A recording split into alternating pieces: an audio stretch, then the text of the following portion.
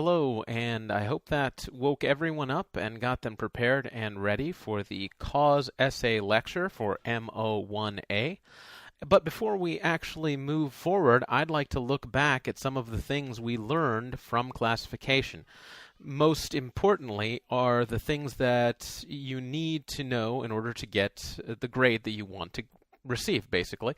One thing that I saw in some of your papers that I find um, not disturbing, but a little shocking, is that some people did not actually reach the full 3 full pages, which was the minimum of the assignment. And if you are only doing 60% of the assignments, then of course you're only going to get at most 60% of the grade. Do not let length of paper push your grade lower than you deserve. So please, if it says 3 to 5 pages minimum, 3 full pages minimum. In fact, most of you should shoot for 4 because, quite honestly, the content usually begins to pile up and be more convincing when you get into a longer, more thorough examination of a topic. So that's one thing. Another thing is, please submit your papers as either a .doc or document or .rtf. Otherwise, I have to go to basically online conversion programs and have them convert it for me. Now, this takes time. I know that this is not the kind of thing that you necessarily think about when you hand them in, but 2 or 3 hour delay in grading your paper can be time consuming on my end and on you, and you don't want that kind of presentation, mainly because it's already in the syllabus. You know what I am expecting, and you might as well show me that you've read up and you are ready to fulfill the basic letter of the class, which is the rules are .doc or .rtf. Now, let's get beyond formatting and move into other things we learned from the paper. Topic sentences were the clear weakness of this group. Now, when we're in the middle of a classification essay, I expect that you are body paragraph 1, body paragraph 2, body paragraph 3. Each of these paragraphs is going to start with a clear topic sentence that explains what you are trying to prove or what opinion you're trying to prove within the confines of that paragraph. So I was expecting one type of response or one type of, depending upon the topic, one type of blank is blank. The topic sentence automatically should get the reader understanding the mode of rhetoric. If it does not, if it sounds narrative, if it says something along the lines of an example or a way to do something or anything other than a class or type, and you are going off topic with that topic sentence, I really want to see care going into the cause essay, care being taken to produce topic sentences that are clear cause topic sentence. You can use the word reason, you can use the word cause, you can use another marker like due to, but I want to see every topic sentence or the first sentence of every body paragraph signaling that this is a cause paper. One reason I want that is it helps with clarity. Body paragraph 2. Another reason I want to see topic sentences clear is it helps your grade. Body paragraph 3. The final reason I would like to discuss, and I would never use first person in my essay, but this is just an example off the top of my head. The final reason for using a topic sentence that is very clear is that it makes my instructor happy. A happy audience is one that is willing to follow you in your writing. A confused audience or an audience that believes you may be going off topic is more likely to wander and not be convinced by your points. And I'm not saying that I don't read your work carefully. I do. But when I see topic sentences that are lazy or narrative or don't seem to stay on topic, I begin to wonder how much care you took in structuring your argument. And if I believe that that is not enough, then obviously I'm going to pull you down for that. I'm going to look for things that are quite good in your writing at all times, but I'm also going to know that the structure of your argument shows, well, it really shows how much time you put into your paper in many ways. And that is very helpful to know that this is your best work, your clearest or most clear version of an essay, so that when I'm grading it, I don't feel like there was laziness involved or that some of your points are less developed because of time constrictions or anything. I want to see your best work. I mean, that's the bottom line. I guess that's what I should just say right out. I want to see your absolute best work, because that will be where we can build to make your writing better, clearer, and better supported in the content, more convincing. So, we're in cause essay. The next assignment will be a 3 to 5 page cause essay. This week, we will be going into outlining.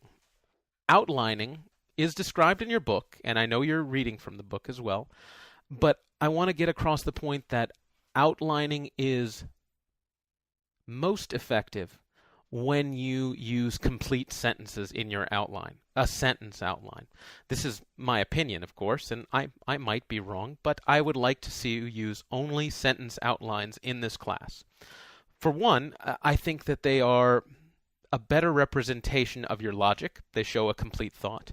And secondly, if you are using a sentence outline, and I really say that it looks good, you can copy and paste a lot of the sentences that you use in the outline directly into your essay, which gives you basically a shortcut to putting together your paper. Once the outline's done, once all of the support is under each of the body paragraphs and I understand it and I start critiquing it, I can actually say, body paragraph 1 looks great. Use all of the sentences, put them together, use transitions, copy and paste them into your body paragraph, and you will have a head start on the entire class if you have complete sentences and they're ready to go into your essay. I ask that when you write your outline, you put into it at least 3 sources per body paragraph. Now, I know this is in the syllabus, and some people have been asking me, do you mean that they have to be 3 unique sources?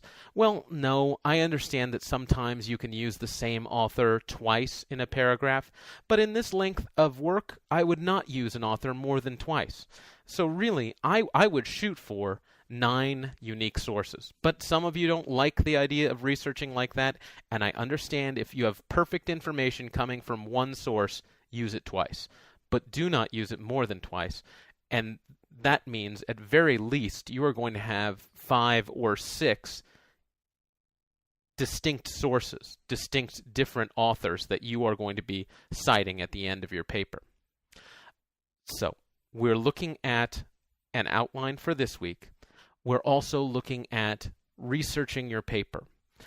I'm going to be putting an optional assignment up about researching your paper. I'm not sure if it will be optional. Let me think. Let's just say an assignment for now. This assignment will put you together in research groups. Basically, you will put your thesis statement forward to the class, and they will have time to look up information that would support your cause paper. So if your cause paper, let's take an example from one of the assignments, 3 reasons to drive an electric car. Let's say one of those reasons is because it saves fuel. You can have a research or study partner do some of the research for you. Find out some of the things that might help you in convincing the reader that saving fuel is a great reason to buy a hybrid car. So he or she will go and do research in a way that you obviously don't know how to. We all do research in different ways. I always suggest that you go onto Amazon, and if you have an Amazon account or books.google.com, you can search through any book in the Amazon catalog, Boolean search, and just type in, for example, if you're searching for a book on hybrid cars, and then once you get inside the book, type in fuel costs. And every time fuel costs come up in the actual book, bing, they come straight up on your screen. It's an amazingly fast way to start sourcing your papers. You can, in fact, I don't mean to get off topic, but I don't mind going a little bit further because research is definitely a main part of the class. You can interview the president. How, you may ask? If you get the autobiography of Barack Obama and start typing in questions like taxes, with the words, not questions, Boolean search, taxes, you can find out anything that Obama has printed in his own words about taxes that are within the book. It's a wonderful way to get a quote from Obama, obviously, and to actually kind of interview him and get his views directly from his autobiography. Very cool going to Amazon and doing this. So we are going to be doing Research Partners this week, and I would like to see you commit to helping other people with their thesis statements. Now, you don't have to post anything under your own thesis statement. Although, if you want to start it off, you can put pieces of information that you are going to eventually use in your outline and put it underneath so that people know the quotes you already have. That's not necessary. It's just perhaps a suggestion. If you already have started researching, why not include some of that research so that other fellow researchers will know where to shy away from? If you already have a quote about miles per gallon, then you don't need to know the miles per gallon difference twice from two different sources. You've already got it. So anyway, use this to your best advantage. Start looking into your cause paper topics and start developing your outline this week. If there are any questions regarding the paper, regarding what kind of research methods might be most effective other than the Amazon one, as I said, books.google.com is very much like Amazon, and you don't have to have an account for that. It's a little bit less thorough in my mind, and it's a little bit more confusing, but that might just be me. So there are many ways you can do this. Email me or talk to some of your research partners on the board. See how they got their good information. I know there's some people in this class that have been very helpful, and I really appreciate that. Step forward if you think you found a really great source of information. Anyway, from the hills above Stevenson Ranch, this is Instructor Gifford signing off.